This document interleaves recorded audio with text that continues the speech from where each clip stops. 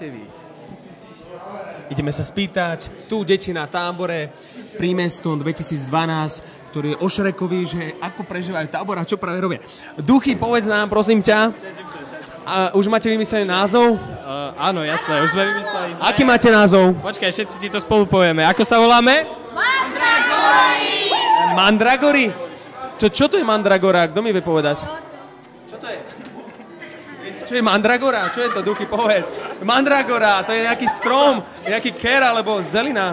Tak, trochu sa podobáte a je to také zvieratko, že v Harry Potterovi, myslím, ktoré ako v tom skleníku chovali a keď ho vyťahli, tak strašne pišťalo. Jasné, to vrešťadlo, alebo také niečo.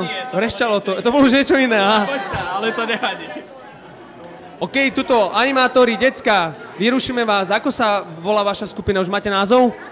A ako sa voláte? City Zombies. Čo? CD Zombies. CD Zombies? A čo to znamená? To je akože ten Sid, ako z doby ľadovej a akože zombík. Sid Zombík, inak to je dobrá kombinácia, on je taký strelený a šialený.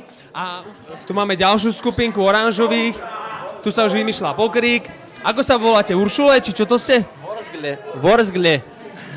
Damiana, čo to znamená Vorzgle? Vorzgle je veľmi všeobecný názov. Vorzgle je všetko proste. To uvidíte neskôr. To uvidíme neskôr, takže my to normálne budeme vidieť. Aj vidieť, aj počuť. Aha, dobre. A predstaviteľ Vorzgle je Charizard. To? Charizard. A toho tiež uvidíme? Charizarda uvidíte samozrejme. A ešte jeho pomocník Pego.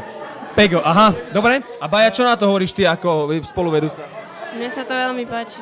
Určite to vystihuje tiež také, že si taká Vorzgla. Áno, aj Baju to vystihuje, ale pozor, Vorzgle sa píšu zo S a vyslovujú zo Z, takže Vorzgle sa píše a Vorzgle vyslovujú. Čiže slovenský ako jazyk, spodobovanie tam nastáva, S sa mení na Z. OK, tuto je Charizard. Aha, to vyzerá nejaký Pokémon alebo čo, ale dobre. To je nie Pokémon, dobre. Je to Pokémon, dobrý som, majú aj Pokémona na tábore o Šrekovi, ale ideme do ďalšej skupiny. Janči, poď. Tak. Toto máme červených. Zuzka, už máte názov vymyslený? Áno, Teletubbies. Teletubbies? Teletubbies. Aj keď hymnu nemáme, tak to všetko vyhráme. Teletubbies. No, mne sa to páči, lebo ten pokrik má byť krátky, výstižný a má vás nahajcovať, tak ja verím, že vás to bude dobre hecovať. Zakývajte Janči mi do kamery. Áno, to sú naši červení Teletubbies a ideme do ďalšej skupiny. To je ďalšia skupinka, ktorá je rozdelená na dve časti. Kubo, ako sa voláte? Kačer Donald. Kačer Donald? Aký mladý Donald? Hladný Donald.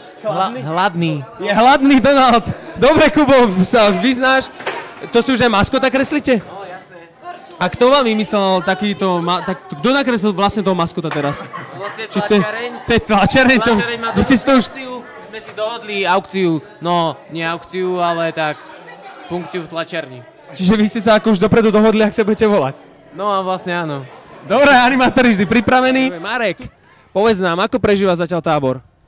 Tak tento úvod je taký nudný. Ako animátor som to nikdy nemal rád a preto ako vedúci tábora sa ho snažím úplne skresať na minimum. Ale zase je potrebný, lebo deti musia mať svoj pokrik, lebo aby sa žili s tou skupinou, aby vedeli sa pozbudzovať, aby vedeli ísť avanti vpred.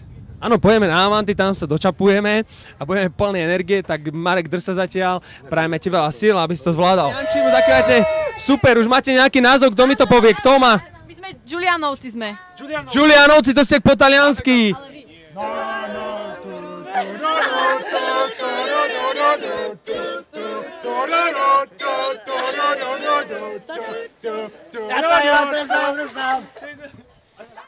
Julian je King of Pop. Všetko, čo zatancoval, bolo top. Shrek sa na ňo pozeral, štihle telo sledoval. A ďalej? Maťa, vidím, že sa vyznáš. Dobre, Giuliani, zelený. Hlavne teraz by sme si mohli povedať, že keď sa niečo nepodarí alebo niečo nevidie, tak hovoríme, že za to môže Genjo. Tak teraz si ukážeme, kto vlastne je ten Genjo. Tak tu sa teraz dostávame dôležité osobe na tábore, Genjo. Genjo ako slávne meno, slávna osobnosť. Genjo, ako prežívaš tábor zatiaľ? Ja za počítačom. Za počítačom, ale tak ty si už týždeň predtým niečo robil, tu čo si mal na starosti? Mal som na starosti výrobu kulís a rekvizit. A ako to prebiehalo? Bolo to ťažké? Štvali ťa decka, alebo bolo to taká pohoda s nimi pracovať? No vieš čo, keď tam boli, tak to dalo s nimi pracovať, ale inak to bolo úplne pohodové. Dobre, ďakujem ti. Tak to je Genďo. Chutí ti čajík? Či čo to je, Maľovka? Áno. Dobre, tak chutí mu. Takže je vidieť, že máme tu dobrú stravu, pevný základ je strava na tábore vždy. Tak, končíme s reportážou.